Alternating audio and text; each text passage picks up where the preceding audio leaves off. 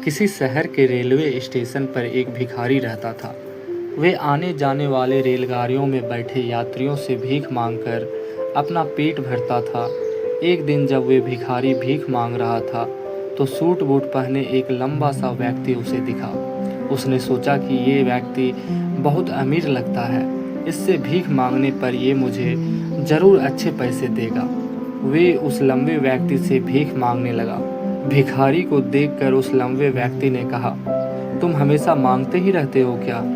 कभी किसी को कुछ देते भी हो? भिखारी बोला, साहब मैं तो भिखारी हूँ, हमेशा लोगों से मांगता ही रहता हूँ। मेरी इतनी औकात कहाँ कि किसी को कुछ दे सकूँ। लंबा व्यक्ति बोला, किसी को कुछ दे नहीं सकते तो तुम्हें मांगने का भी कोई हक नहीं है। मैं एक व्यापारी हूँ और लेन देन में ही विश्वास करता हूँ। अगर तुम्हारे पास मुझे कुछ देने को हो तभी मैं तुम्हें बदले में कुछ दे सकता हूँ। इतना कहने के बाद वे लंबा आदमी ट्रेन में बैठकर चला गया। इधर भिखारी उसकी कही गई बातों के बारे में सोचने लगा।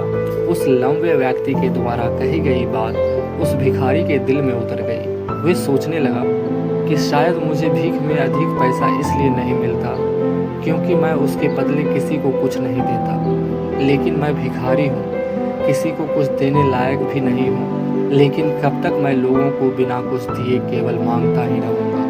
बहुत सोचने के बाद उस भिखारी ने निर्णय किया कि जो भी व्यक्ति उसे भीख देगा उसके बदले वे भी उस व्यक्ति को कुछ जरूर देगा। लेकिन अब उसके दिमाग में ये प्रश्न चल रहा था कि वे खुद भिखारी है, भीख के बदले में वे दूसरे को क्या दे सकता है। इस बात को सोचते हुए 2 दिन हो गए लेकिन उसे अपने प्रश्न का कोई उत्तर नहीं मिला था। तीसरे दिन जब वे स्टेशन के पास बैठा हुआ था तभी उसकी नज़र कुछ फूलों पर पड़ी जो स्टेशन के आसपास पौधे पर खिल रहे थे। उसने सोचा, क्यों ना मैं लोगों को भीख के बदले कुछ फूल दे दिया करूं। उसको अपना विचार अच्छा लगा और उसने वहां से कुछ फूल तोड़ लिए। अब वे ट्रेन में भीख मांगने पहुंचा। अब जब भी कोई उसे भीख देता उसके बदले वे भीख देने वाले को कुछ फूल देता। उन फूलों को लोग खुश होकर अपने पास रख लेते थे। अब भिखारी रोज फूल तोड़ता और भीख के बदले उन फूलों को लोगों में बांट देता था। कुछ ही दिनों में उसने महसूस किया कि अब उसे बहुत अधिक लोग भीख देने लगे हैं। वे स्टेशन के पास के सभी फूलों को तोड़ लेता था। जब तक उसके पास फूल रहते थे तब तक उसे बहुत से लोग भीख देते थे। लेकिन जब फूल बढ़ते बढ़ते खत्म हो जाते थे तो उसे भीख भी नहीं मिलता था। अब रोज ऐसा ही चलता रहा। एक दिन जब वे भीख मांग रहा था तो उसने देखा कि वही लंबा व्यक्ति ट्रेन में बैठा है जिसकी वजह से उसे भीख के बदले फूल देने की प्रेरणा मिली थी। वे तुरंत उस व्यक्ति के पास पहुंच गया। भीख मांगते हुए बोला, आज मेरे पास आपको देने के लिए कुछ फूल हैं, आप मुझे भीख दीजिए तो बदले में मैं आपको कुछ फूल दूंगा। उस लंबे व्यक्ति ने उसे भीख के रूप में कुछ पैसे दे दिए और भिखारी ने कुछ फूल दे दिए। उस लंबे व्यक्ति को बात बहुत पसंद आई। वह बोला, वाह क्या बात है, आज तुम भी मेरी तरह एक व्यापारी बन गए हो। इतना कहकर फूल लेकर वे लंबा व्यक्ति अपने स्टेशन पर उतर गया। लेकिन उस लंबे व्यक्ति द्वारा कही गई बात एक बार फिर से उस भिखारी के दिल में उतर गई। बार बार उस लंबे व्यक्ति के द्वारा कही गई बातों के बारे में सोचने लगा और बहुत खुश होने लगा। उसकी आंखें अब चमकने लगी। उसे लगने लगा कि अब उसके पास सफलता की वे चाबी लग गई है जिसके द्वारा वे अपने जीवन को बदल सकता है।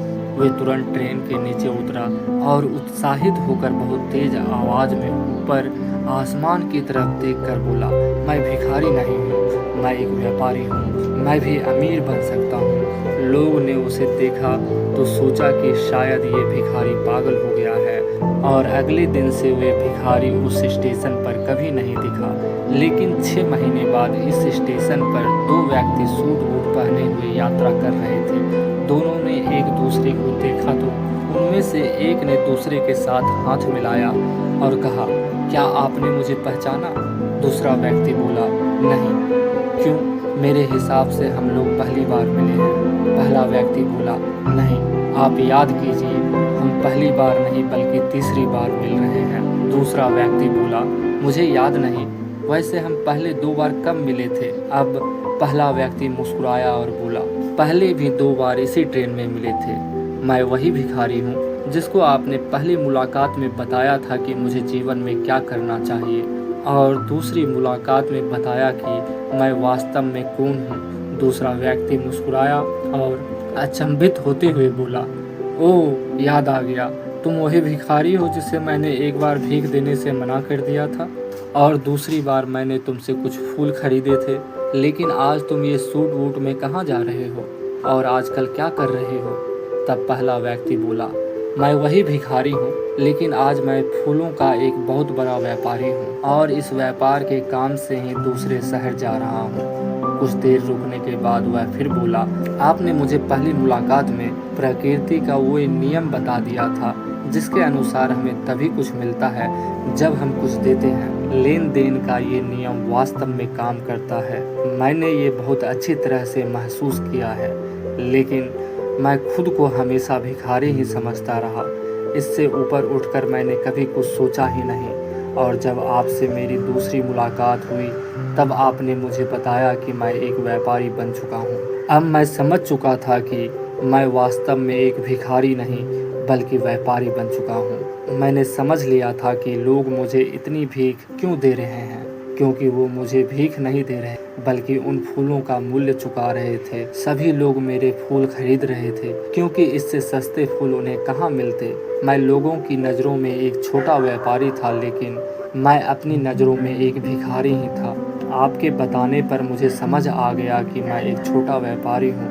मैंने ट्रेन में फूल बांटने से जो पैसे इकट्ठा किए थे उससे बहुत से फूल खरीदे और फूलों का व्यापारी बन गया। यहाँ के लोगों को फूल बहुत पसंद है, और उनकी इसी पसंद ने मुझे आज फूल का बहुत बड़ा व्यापारी बना दिया।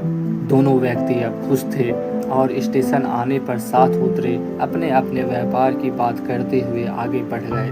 दोस्तों, इस कहानी से हमें बहुत कुछ सीखने को मिलता है। कहानी में लंबा व्यापारी गिव एंड टेक के नियम को बहुत अच्छी तरह से जानता था। दुनिया के सभी बड़े व्यापारी इस जीवन के नियम का उपयोग करके सफल हुए हैं। इस फार्मूला को उसने भिखारी को भी बताया। भिखारी ने इस प्राकृतिक नियम को अपना लिया और इसका असर उसके जीवन में साफ दिखाई देने लगा। उसने अपनी सोच बदली और उसकी ज़िंदगी बदल गई। ये कहानी हमें बताती है कि हम यदि अपना सोच बदल लें तो कुछ भी हासिल किया जा सकता है। यदि हम खुद को छोटा समझते रहेंगे तो हमेशा छोटा ही बने रहेंगे। कहानी का सार ये है कि सफलता आपकी सोच में छुपी होती है। खुद का आत्मसम्मान जगाएं, अपनी सोच को बड़ा बनाएं और देखिए कैसे आप सफलता के शिखर पर पहुंच जाते हैं।